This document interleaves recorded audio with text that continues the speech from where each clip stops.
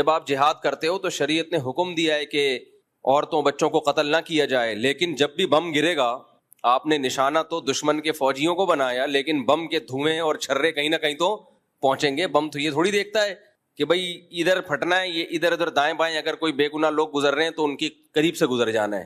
غریبی میں 2-4 معصوم لوگ بھی مر جاتے ہیں اس سے، تو انسانیت قتل ہوتی ہے، اس میں لوگ معذور ہو جاتے ہیں، گھر اجڑ جاتے ہیں۔ تو اس لیے علماء جو اصول فقہ کی کتابیں جنہوں نے صدیوں پہلے لکھی ہیں وہ کہتے ہیں جہاد میں تو خون خرابہ ہے اور اللہ کو زمین میں فساد پسند نہیں ہے، کسی بھی درجے میں پسند نہیں ہے، لیکن یہی جہاد بہت بڑی عبادت ہے جب فساد ختم کرنے کے لیے ہو، جب فساد ختم کرنے کے لیے۔ کیوں؟ وجہ اس کی یہ کہ اگر یہ جہاد نہیں ہوگا تو خون خرابہ رکے گا تھوڑی، اس سے بڑا خون خرابہ ہوگا۔ ابھی قریب میں اس کی مثال ہے، انہوں نے فائرنگ شروع کر دی، میزائل داغنا شروع کر دیے۔ ہم اگر کہتے بھائی جہاد تو فساد ہے، ہم اگر بم برسائیں گے ماریں گے تو یہ نہ ہو جائے وہ نہ ہو جائے، تو بہتر یہی ہے کہ کچھ نہ کیا جائے، تو ادھر کچھ ہو نہ ہو ہم اب تک اس دنیا کی مارکیٹ سے شارٹ ہو چکے ہوتے۔ تو اگر دشمن کا شر ویسے ہی ٹوٹ گیا، سلو ہو گئی اور دشمن نے ہتھیار ڈال دیے، تو شریعت بلا وجہ لڑائی کا حکم نہیں دیتی، بلکہ جہاد کے بارے میں جب ہم اصول فقہ کی کتابیں پڑھتے ہیں تو اس میں لکھا ہوا ہے کہ جہاد بذات خود، یعنی اول نظر میں دیکھا جائے، اول نظر میں، میرے اتنے سے بیان کو کلپ کاٹ کے نہ کوئی بنا دے، اتنی سی بات کو نہ چلا دیتے ہیں لوگ، پوری بات نہیں کر رہے ہوتے۔ پہلی نظر میں اگر دیکھا جائے تو فساد ہے، اس میں کوئی ایسا کام نہیں ہو رہا جو اللہ جس کو پسند کرتا ہو، مار کٹائی قتل و غارت، معصوم لوگوں کی جانیں بھی جاتی ہیں۔ جہاں جہاد کا فائدہ ہوگا جہاد کیا جائے گا، جہاں فائدے کے بجائے نقصان ہو نہیں کیا جائے گا۔ ہمیں نبی سے جہاد کرنا بھی ملتا ہے اور جہاد کو ڈیلے کرنا بھی ملتا ہے۔ صلح حدیبیہ بھی ملتی ہے جس میں آپ نے لڑائی کو ٹالا ہے، اور فتح مکہ بھی ملتا ہے جس میں خود آپ نے حملہ کیا، اور غزوہ احد بھی ملتی ہے جس میں صرف ڈیفنس پہ اکتفا کیا ہے غزوہ احزاب میں۔ تو جہاں صرف ڈیفنس کرنا ہے، آپ سمجھتے ہو صرف ڈیفنس سے کام چلے گا، وہاں ڈیفنس کیا جائے گا۔ جہاں بڑھ کے حملہ کرنا ہے وہاں بڑھ کے حملہ کیا جائے گا۔ جہاں دونوں سے نقصان ہو وہاں دونوں ہی نہیں کرنے، کیونکہ مقصد نہیں ہے جہاد، مقصد کیا ہے؟ دین کا غلبہ۔ تو وہ جو سوٹیبل طریقہ، جہاد کا انکار نہیں کرنا ہے۔ کہیں بعض فلاسفر ایسے ہیں جو ایکچولی کر کے جہادی کا انہوں نے بیڑا غرق کر دیا، تو جہاد کا انکار تو کفر ہے۔ یہ کہ سوٹیبل جگہ، سوٹیبل ٹائم، یہ ساری چیزوں پہ غور کر کے، یہ کچھ لوگ جہاد کے بالکل ہی منکر ہیں اور کچھ ایسے ہیں کہ ہر جگہ بم پھاڑنے میں لگے ہوئے ہیں، وہ یہ دونوں غلط ہیں۔ وہ دیکھتے ہی نہیں کہ اس کا نتیجہ کیا نکلے گا، وہ کہہ رہے ہیں نتائج کے ہم مکلف نہیں ہیں۔ جب ان کو کہا جاتا ہے بھائی یہ کون سا طریقہ ہے جہاد کا، ہر جگہ ہی بم پھاڑ رہے ہو، کہہ رہے ہیں بھائی نتیجہ کیا یہ اللہ نکالے گا، ہم اعمال کے مکلف ہیں۔ نا نا نا نا نا نا، کچھ اعمال ایسے ہیں اس میں ہم نتیجے کے بھی مکلف ہیں۔ دیکھو ایک آدمی سردیوں میں برف کی دکان کھول کے بیٹھا ہوا ہے، سردیوں میں کیا کر رہا ہے؟ برف کی دکان۔ بے روزگار آدمی، کوئی جاب نہیں مل رہی تھی، برف کی دکان کھول کے بیٹھ گیا۔ اس سے کوئی کہہ رہا ہے بے کم بخت، تو کوئلے کی دکان کھول کے بیٹھتا نا، انگاروں کی تو چل جاتی سردیوں میں، برف کی دکان کھول کے بیٹھا ہوا ہے۔ وہ جواب میں کہے ہم اسباب کے مکلف ہیں، نتیجہ کس کے ہاتھ میں ہے؟ اللہ کے۔ تو یہ دلیل صحیح ہوگی؟ اس کو بولا جائے گا بھائی کاروبار خود مقصد نہیں ہوتا، کاروبار سے مقصد پیسہ ہوتا ہے، تو وہ کام کرو جس میں پیسے کی امید تو ہو۔ گولا گنڈا بیچ لیتا شاید چل جاتا، ٹھیک ہے، تھوڑا بہت۔ کچھ بیوقوف ایسے ہوتے ہیں جو سخت سردی میں بھی گولے گنڈے کھا رہے ہوتے ہیں۔ آئس کریم چل جاتی، برف کون خریدتا ہے یار؟ یا خریدیں گے بہت تھوڑے لوگ، تیرا خرچہ زیادہ ہوگا اور انکم کم ہوگی۔ تو ایسے ہی جہاد ہے، ایسے ہی تبلیغ ہے، اس میں مقصد کہ کوئی اس کا پازیٹیو ریزلٹ نکلے۔ تو اب علماء اگر مندر میں جائیں تبلیغ کی نیت سے تو یہ جائز ہے، کیونکہ مندر میں جانا حرام لعینہ ہی نہیں ہے، حرام لغیرہ ہے، کسی اور وجہ سے ناجائز ہے کہ آپ ان کو پروموٹ کر رہے ہو، آپ ان کی عبادت میں شریک ہو رہے ہو، آپ کے عمل کو دیکھ کے لوگ کیا کریں گے؟ شرک پھیلے گا۔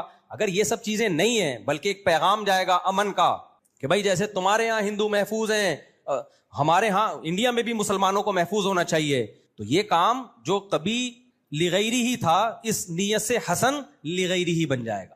تو حسن لعینہ ہی، حسن لغیرہ ہی اور قبیح لغیرہ ہی، ایک کام ہوتا ہے حسن لعینہ ہی، وہ حسن ہی رہے گا، اچھی نیت سے یا بری نیت سے وہ خراب نہیں ہو جائے گا۔ ایک کام ہوتا ہے قبیح لعینہ ہی، جیسے شراب پینا، یہ قبیح لعینہ ہے، یہ اچھی نیت سے حلال نہیں ہو جائے گا۔ کسی کا حرام پیسہ آپ نہیں کھا سکتے، یہ پابندی ہے، اللیگل ہے۔ آپ کو یقین ہو کہ میرے حرام کھانے سے کروڑوں لوگ اسلام میں داخل ہو جائیں گے، بھائی ہو سکتا ہے وہ اسلام میں داخل ہو لیکن آپ جہنم میں جاؤ گے۔ مشرکین مکہ کیا کرتے تھے؟ صحابہ کرام کو انہوں نے مکہ سے نکال دیا اور مکہ سے در بدر کر دیا، اس کے بعد صحابہ کرام کو پھر جب جہاد کا پھر ان پہ حملے بھی کرتے تھے. صحابہ کرام جہاد کرتے, لڑائی کرتے اپنے آپ کو, شروع میں تو دفاعی لڑائیاں ہوئی ہیں. تو مشرکین مکہ کہتے دیکھو, حج تو ابراہیم علیہ السلام کے دور سے ہو رہا ہے نا, مشرکین مکہ کہتے دیکھو ہم کتنے نیک ہیں, ہم مسجد حرام کی تعمیر کرتے ہیں, حاجیوں کو ہم پانی پلاتے ہیں, اللہ کے گھر کے ہم رکھوالے ہیں, تم تو مدینہ میں رہتے ہو اور لڑائی کے علاوہ تمہارا کوئی کام ہے نہیں. تو اس پہ قرآن کی آیت نازل ہوئی, اجعلتم سقایۃ الحاج وعمارۃ المسجد الحرام کمن آمن باللہ والیوم الآخر وجاہد فی سبیل اللہ. اللہ کہتے ہیں تم مسجد حرام میں کی تعمیر, اللہ کے گھر کی تعمیر اور حاجیوں کو پانی پلانا, یہ بھی نیکی ہے یقیناً. کیا یہ نیکی اس شخص کے برابر ہو سکتی ہے جو اللہ پر ایمان لایا اور اللہ کی راہ میں اللہ کے دین کے لیے لڑ رہا ہے, وہ جو جان دے رہا ہے.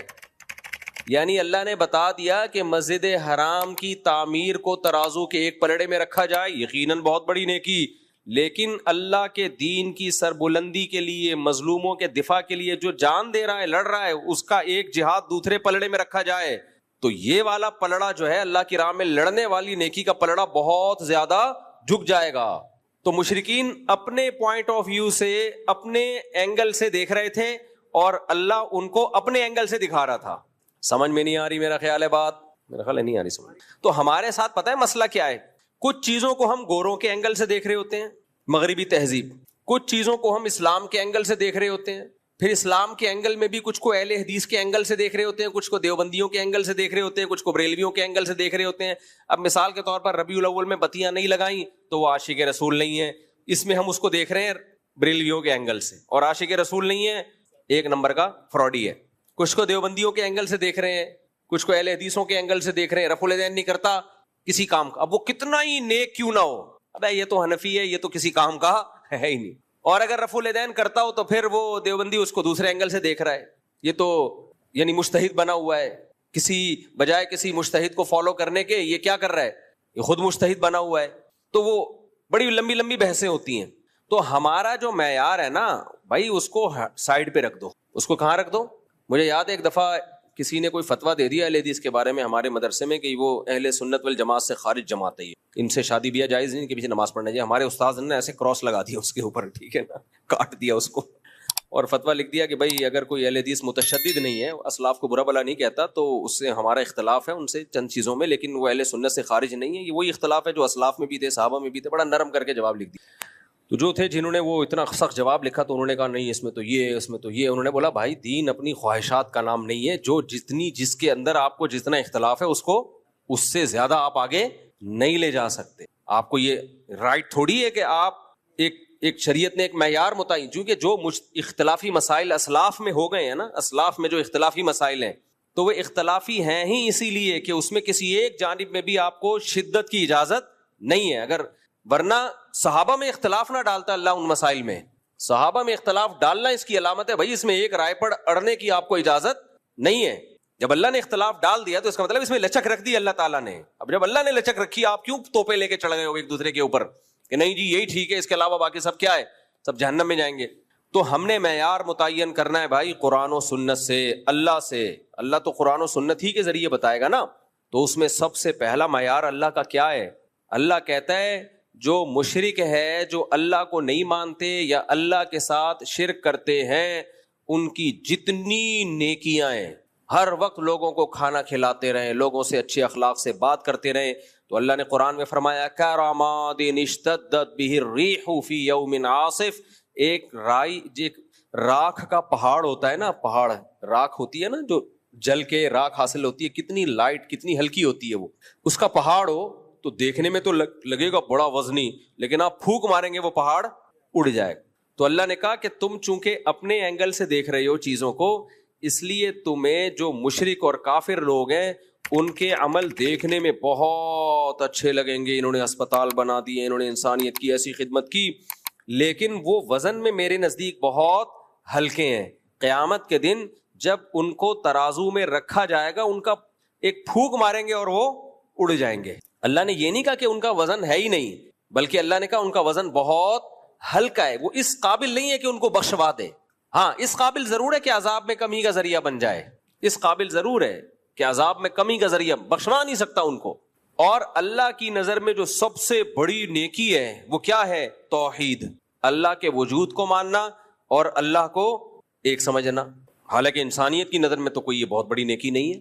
اب یہاں ایک سوال پیدا ہوتا ہے کہ اللہ نے یہ اینگل رکھا ہوا کیوں ہے؟ اللہ تعالیٰ اس اینگل سے دیکھتا کیوں ہے؟ یعنی یہ کیا بات ہے کہ آپ اگر مشرک ہیں، اللہ کے ساتھ شرک کرتے ہیں، یا اللہ کے وجود، جیسے ملحد اور ایتھیسٹ لوگ خدا کو مانتے ہی نہیں ہیں، وہ کہتے ہیں ہے ہی نہیں ہے، سب آٹومیٹیکلی خود بخود سب کچھ چلا آ رہا ہے. سوال یہ پیدا ہوتا ہے کہ پھر ایسا وجہ کیا ہے؟ اللہ نے اتنا مضبوط موقف کیوں رکھا ہوا ہے، جس کو میں اپنی زبان میں موقف کہہ رہا ہوں. اللہ کی طرف موقف کا لفظ کی نسبت نہیں کی جاتی، لیکن آسان لفظوں میں سمجھانے کے لیے کہ ایسا کیوں اللہ نے یہ نظریہ ہے کہ بھئی یہ اگر تم کفر کرتے ہو، اللہ کے ساتھ شرک کرتے ہو، تو کوئی حیثیت تمہارے کسی عمل کی اللہ کی نظر میں نہیں ہے. کیوں؟ دیکھیں اس کی وہی وجہ ہے